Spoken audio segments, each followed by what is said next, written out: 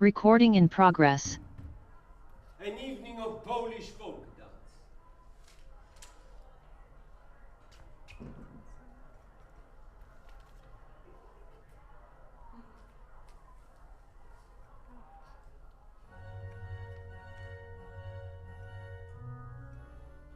Alone, on stage, dancing, barefoot, a girl, a Polish girl of outstanding beauty.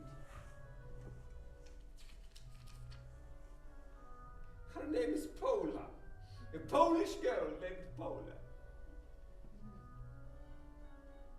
Pola Nerynska, a girl in exile here, far from home. What story is she telling with such urgency, such freedom? I have never experienced this form of expression before. Amazing. Beautiful. Pola Nerynska.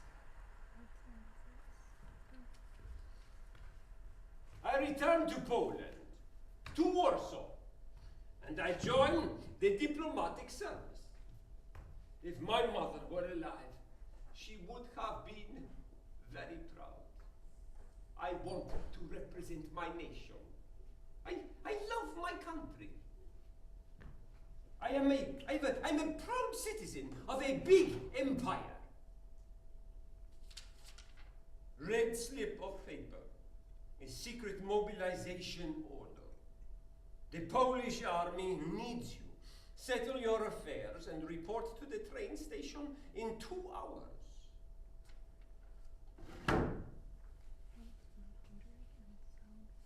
Sent to the German border in a crisp khaki uniform with unbridled optimism. Death to Hitler! Niech żyje Polska! Long live Poland! We can finish this ourselves.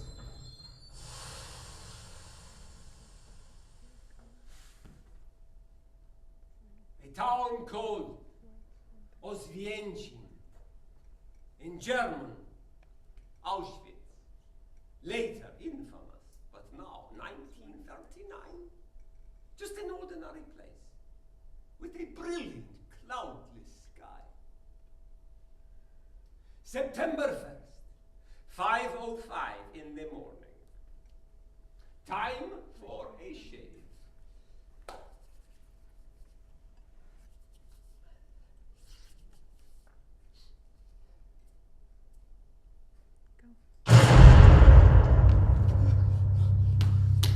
It comes out of nowhere. The Germans bomb our camp. Men are dying. I retreat. Crawl back to the station.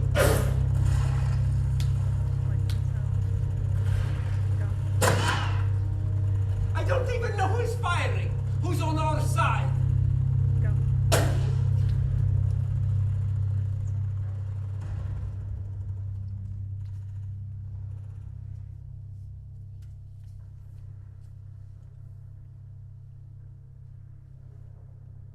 Total devastation. Chaos, the blitzkrieg. I see the destruction of everything I have believed in. Poland is strong. Poland is an empire. Poland is the whole world to me, and that whole world is destroyed. Everything I have believed up till now no longer applies. Poland loses the war in 20 minutes. I walk, a refugee. It is summer. The heat is terrible.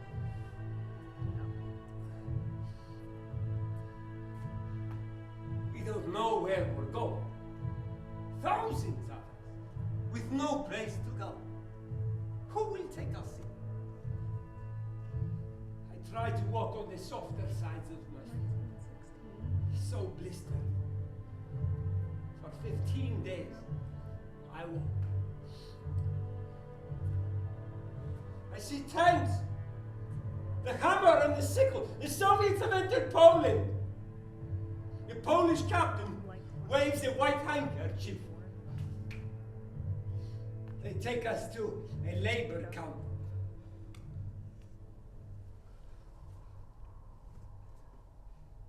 We sleep in a warehouse beneath a portrait of Stalin and a red star.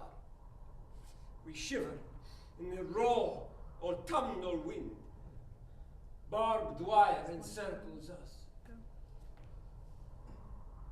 Cold. Are you Poles cold?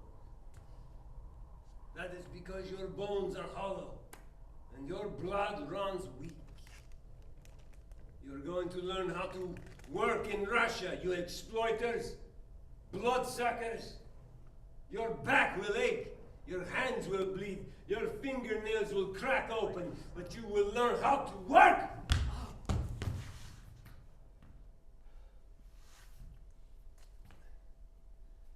For 4 weeks, I learned how to work.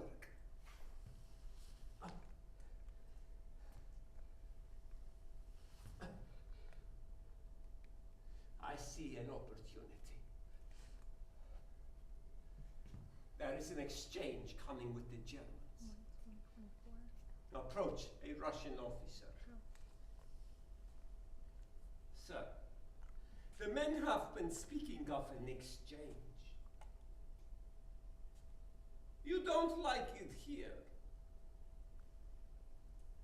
I love it here. I would like to stay here, but my wife is expecting our first child. I want to return to Łódź to be with her.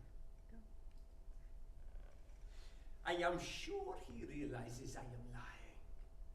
This, for me, is a lesson.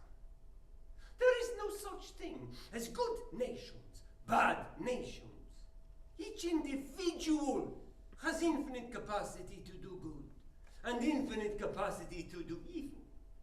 We have a choice.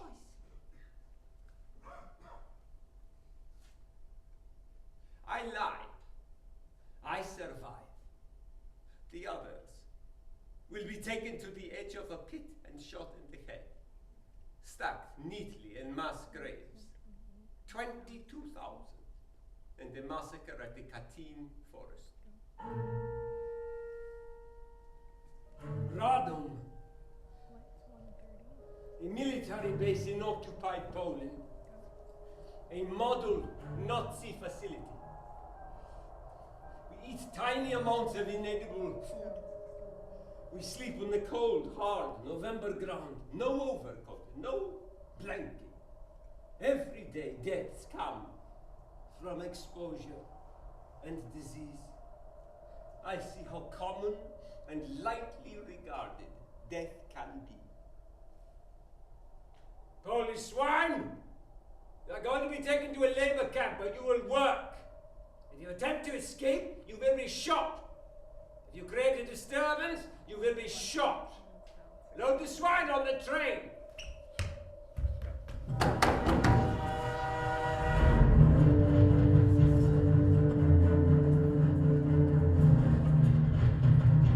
Citizens of Poland, I am going to jump from this train. The war is not lost. We are not defeated. Join me if you are willing to take the risk. I need 3 men to lift me and throw me out at the point along the track where there are no lights. Why would we help you? The Germans will shoot the rest of us. We are young, some only 18. We must not spend our lives as German slaves. Are you or are you not a Pole?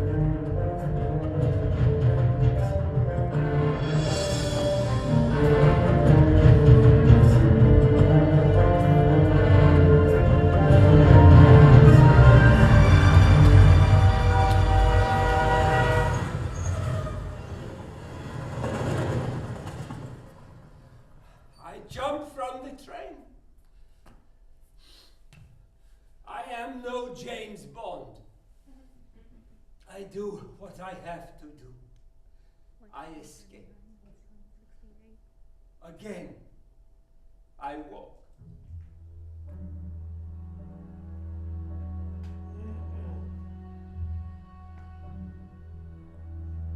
Thousands along the road, silent, exhausted. Everywhere, devastation left by the blitzkrieg. 100 miles I walk.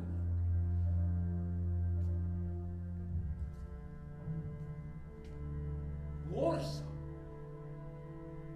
a shocking ruin of its former self.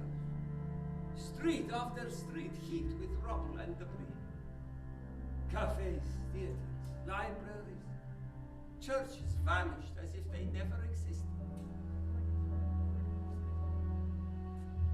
Graves for the dead improvised in parks, public squares.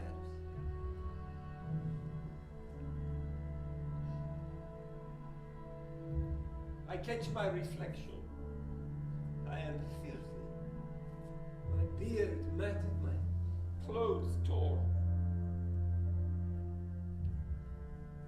I am thinking to find my sister.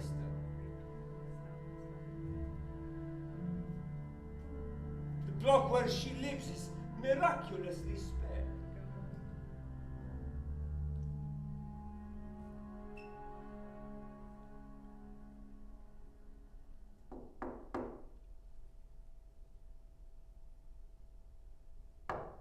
Who's there? Laura? It's me, Jan. The door opens. I move to embrace her, but she steps back, frightened, confused.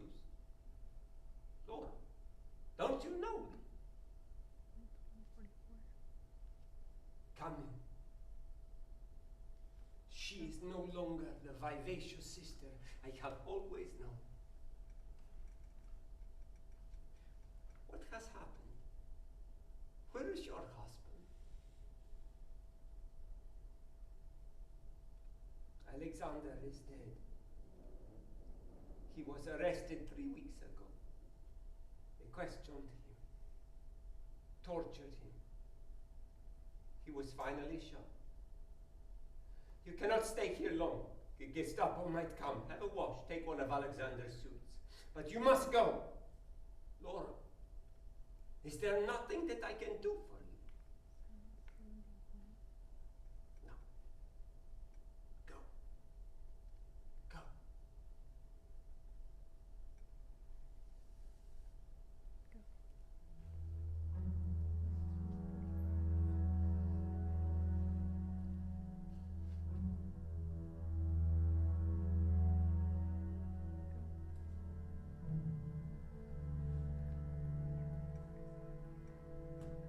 6 blocks away, the Church of the Holy Cross still stands.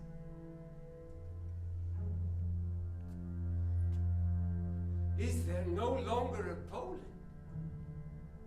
Irrationally, some part of me believes a fragment still exists. Something must be occurring. Jan! Not every Pole has resigned himself to fate. We must fight if we want to exist. Cut across the churchyard. Walk through this door. Come in, young man, come in. We have no doubt that you are faithful, that you are a patriot. We hear that you know languages. You know your way around Europe. You have a photographic memory. Read this paper, memorize it, then destroy it. You will have a new name, a new skin, a new mode of existence. You will call yourself Witold Kucharski. Poland needs you. Walk with us, brother. Join the Polish underground. There is nothing extraordinary about it. Nothing at all romantic. It comes as the result of a simple raising of my right hand. In the name of the motherland. In the name of the motherland. I swear before God, His Son, and the Holy Spirit that I will not divulge any of the information which I am about to receive. I swear to God that even under the most extreme circumstances, even unto death, I shall remain faithful to the Polish nation. By the oath you have just taken, you are now a member of the Polish underground. I become a tape recorder, a camera, a messenger. My first mission, to see the Polish countryside as it is now. To collect information in Łódź, Lublin, Belgium, then proceed to France, report there to our government in exile. I will report what I see.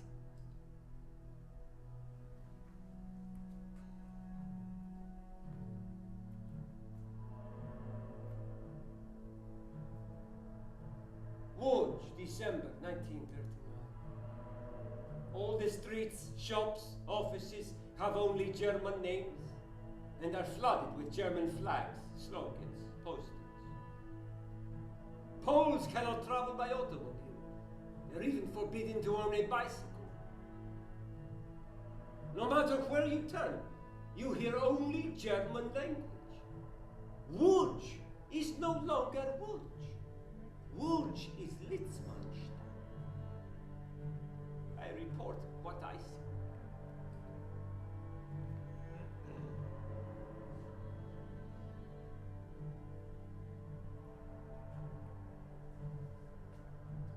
Lublin.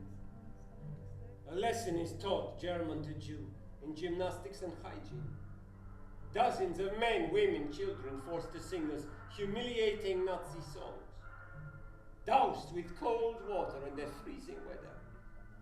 People faint from shock and exhaustion. Young boys are stripped naked, mocked, and abused by the guards. I report what I see.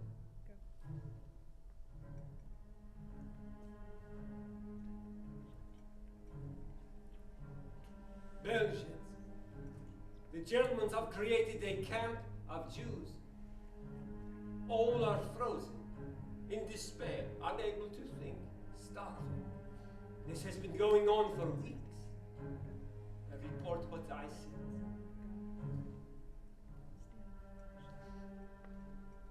January 1940, my report. The situation, the Jewish problem in the homeland is clear, uncomplicated, and easy to understand. Polish Jews, at least in the western area, are intended for destruction or removal.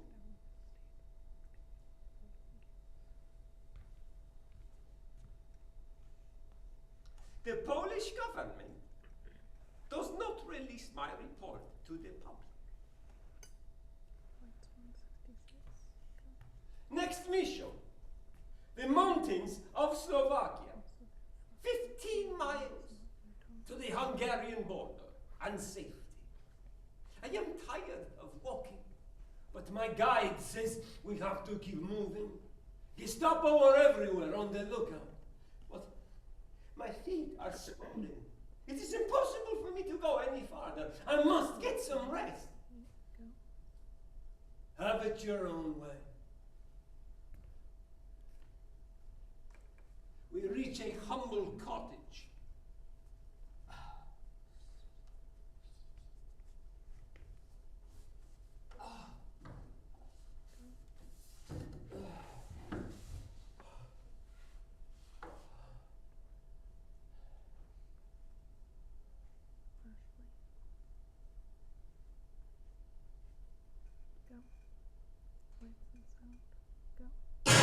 Hands up! Where is your knapsack? Are you hiding anything? No, no! They break my jaw. Fists in truncheons. Teeth spilling from my mouth. broken ribs. They are beating me for 2 days.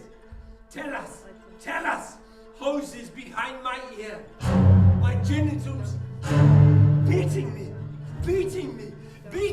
within an inch of my life.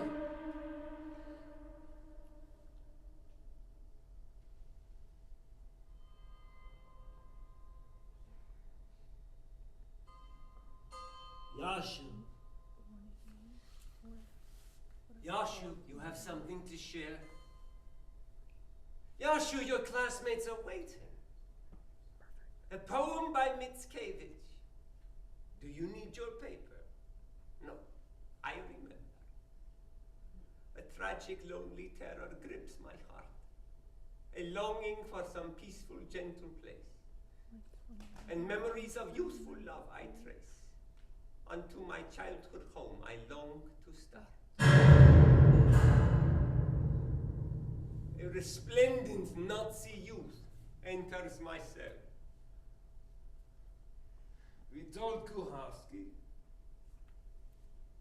we don't usually get your type here. You have breeding, culture. If you were born German, you would be very much like I am. Brandy, cigarette. I know who and what you are. You're carrying information from the underground to your leaders in France. You must enable us to get in touch with your authorities. If you love your country, you will not reject this proposition. Very soon, the Führer will proclaim peace in London. In a few years, he will proclaim the new order on the steps of the White House in Washington. This new peace will be permanent. We don't want to harm anybody. With the exception of the Jews, of course. They will be exterminated. For your loyalty to the Third Reich, we will permit participation in our new civilization. Do you accept my proposal?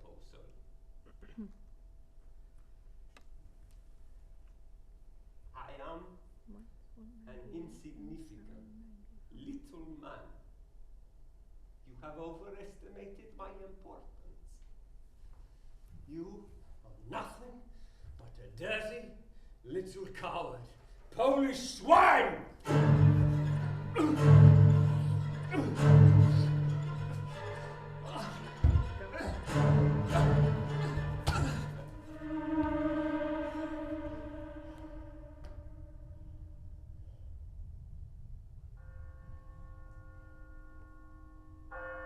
Yashu.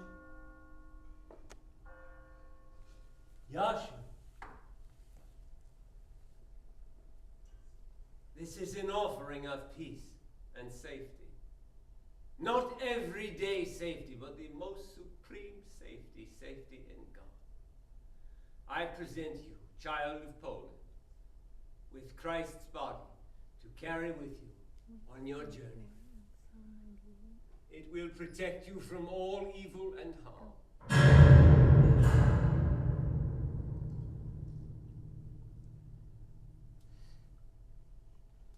I cannot take any more. I know too much. All the names, all the addresses. I swore I would never break, never disgrace my Poland. In my shoe I have concealed a blade. Here I die, a wretched, inglorious death, like a crushed insect. Family, friends will never even learn what has happened to me, where my body will lie. My beloved motherland, I love you. Plunge the blade into my right wrist. My beloved motherland, I love you. Saw back and forth. My beloved motherland, I love you. Slam the wrist down onto the blade. My beloved motherland, I love you. Thrash. Thrash. beloved motherland, I love you. I am trying to cut my veins, but it is not so easy. They are very hard, the veins. The blood is running, but then it stops. So I am waving, waving, waving. I fail.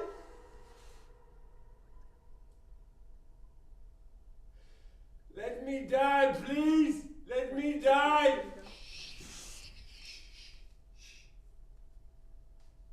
Don't be frightened. You're in a Polish hospital. The Gestapo don't want you dead. They brought you here. They think you will break. They will come back, but we will not abandon you. Poland still needs you. You're going to be set free tonight. At midnight, a doctor will pass this room and light a cigarette. Take off your gown. Move down the corridor. You'll find a rose on one of the window sills. Jump from that sill. Men will be stationed below. Is everything clear?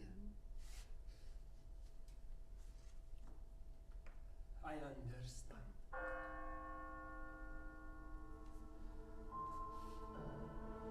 The church clock tolls midnight.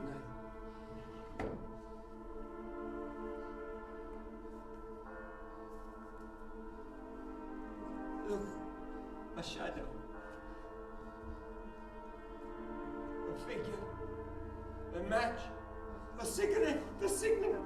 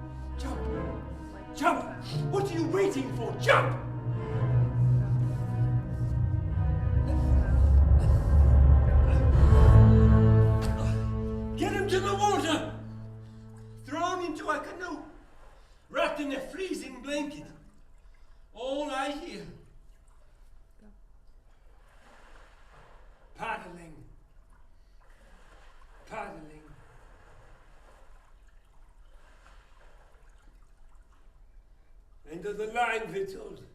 This is where we separate. No more contact. You'll spend some time away. An old estate. It's nice there. Thank you. Don't be too grateful. We had two orders. The first was to help you escape. The second was to shoot you if we failed. You were lucky.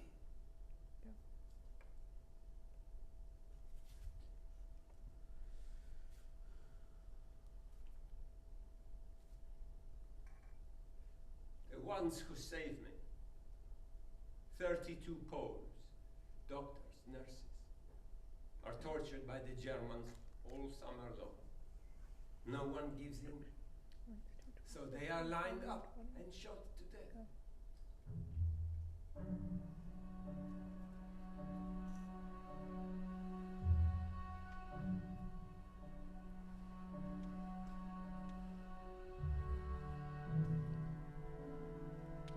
An old farmhouse in the Polish countryside.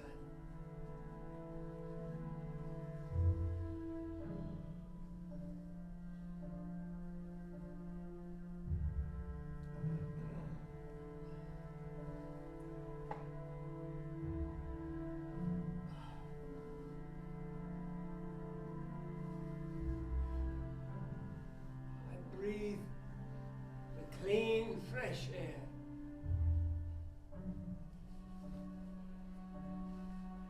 I melt into the landscape.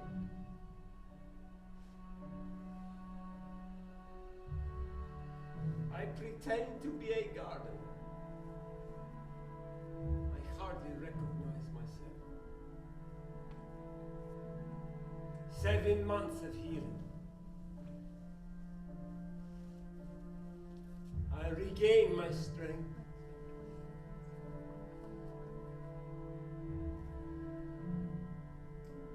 Even in the heat now, I always wear sleeves.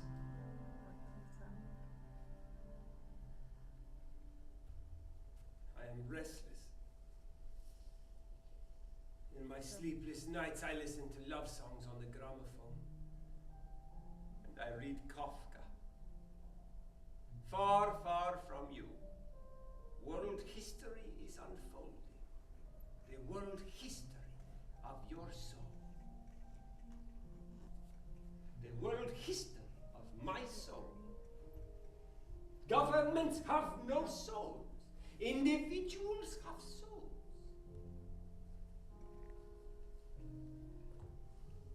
A barefoot dancer in London, Pola Nerinska. She too was far from home, always moving.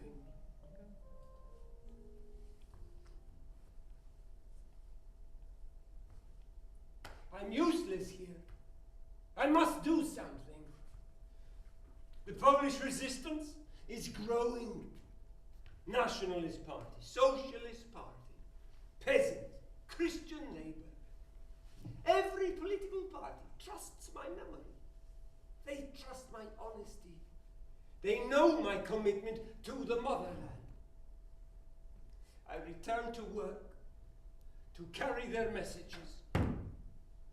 They are sending me to London to report to the Allied nations. The Allies must know the Polish people are placing our hopes in them. Before I go, a message. The Jewish people have their own underground. They have learned about my mission. I agree to one last meeting.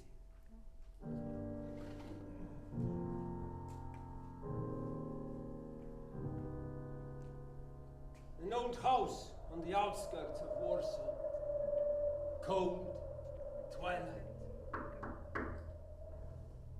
Two men, Jewish leaders, walking through the room. They do not give their names. Nobody gives their names.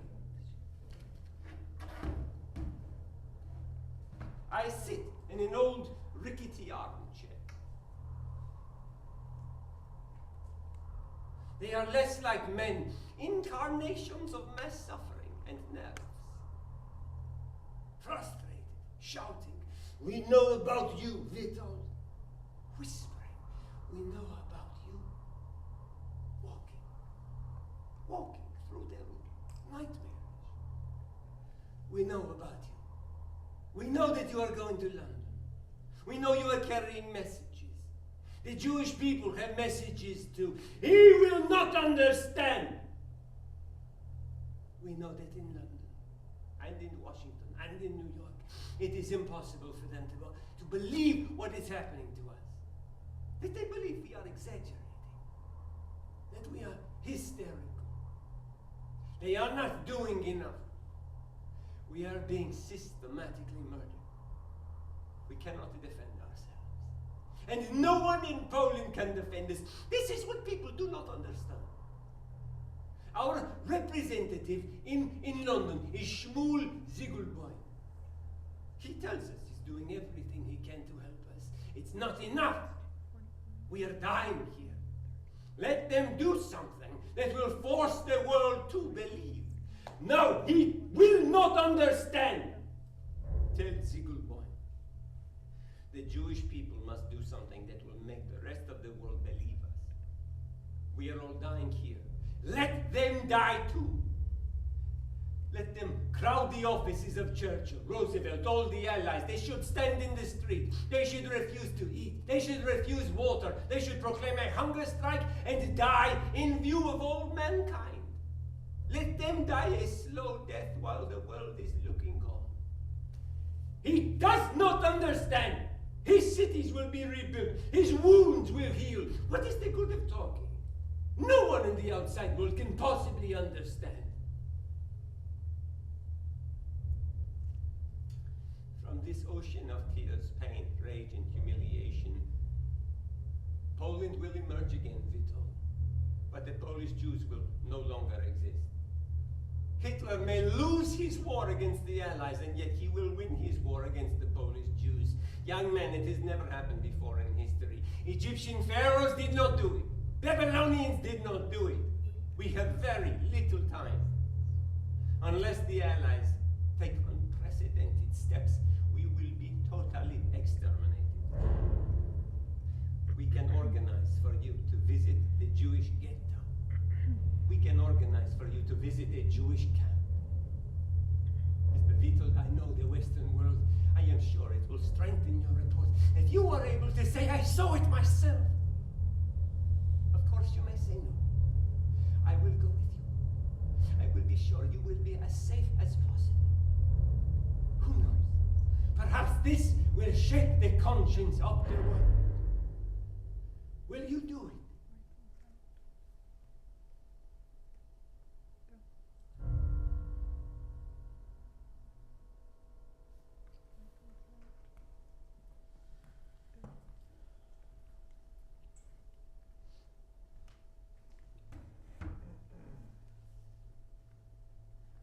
We entered the ghetto through this tunnel without any kind of difficulty. I am not disguised. He is not disguised.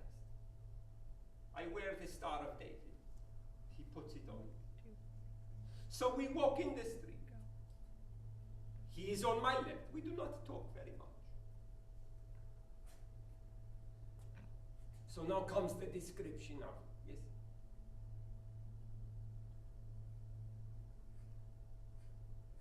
Naked bodies on the street.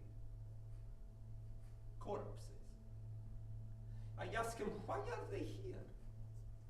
He says, we have a problem, Mr. Vito.